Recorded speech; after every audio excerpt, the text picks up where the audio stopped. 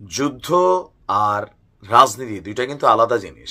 রাজনীতির মাঠে আপনি যখন যে ক্ষমতায় থাকে তার আশপাশে একটা বলয় তৈরি হয়।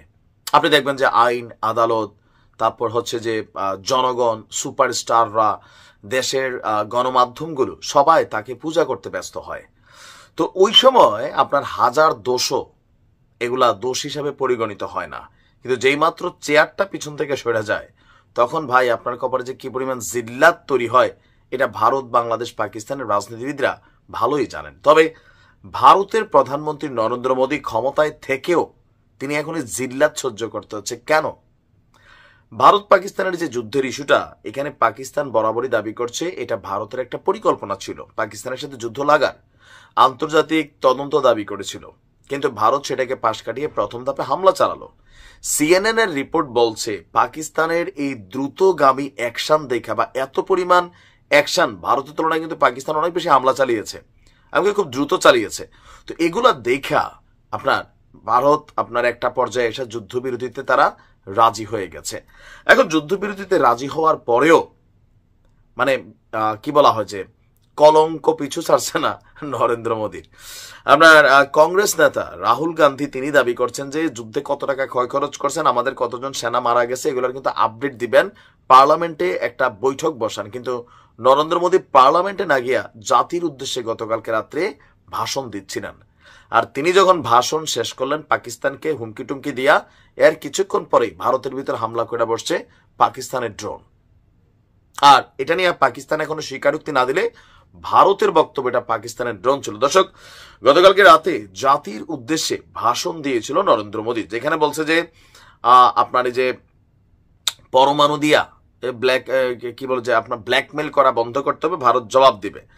তার ভাষণ দেওয়ার পরপরই ভারত নিয়ন্ত্রিত কাশ্মীরের সাম্বা এবং পাঞ্জাব জলন্ধর এলাকায় ড্রোনের উপস্থিতি দেখা যায় আকাশে। এই ঘটনার কিছুক্ষণ পরই তাৎক্ষণিকভাবে আপনার ওই অঞ্চলগুলোকে ব্ল্যাক আউট করে দেয় ভারতের সরকার।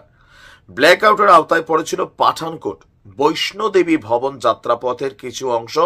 সাম্বা থেকে আপনার দেখা গেছে যে এখানে ব্ল্যাক আউট ছিল। ফুটেজে প্রকাশিত যেই দৃশ্যগুলো মানুষ দেখছে, আকাশে লাল রঙের রেখা এবং বিস্ফোরণের শব্দ পাওয়া গেছে, যা ভারতীয় বিমান প্রতিরক্ষা ব্যবস্থার সক্রিয়তার ইঙ্গিত দেয়। আকাশে উড়ার সময় ড্রোনটিকে লক্ষ্য করে গুলি চলেছিল ভারতের প্রতিরক্ষা বাহিনী বা আকাশ প্রতিরক্ষা সিস্টেম।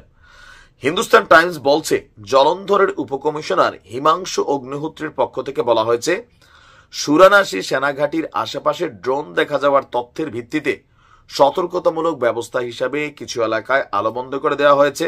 সম্পূর্ণ ব্ল্যাক আউট হয়নি, সশস্ত্র বাহিনী সতর্ক অবস্থায় রয়েছে।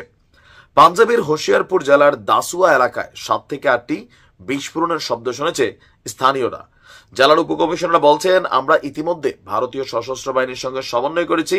তারা নিশ্চিত করেছে যে ড্রোন শনাক্তকরণ এবং প্রতিরোধ কার্যক্রম চলছে। তাদের পরামর্শ অনুযায়ী দাসুয়া মুকুরিয়া এলাকায়ও ব্ল্যাক আউট আপনার জারি করা হয়েছে।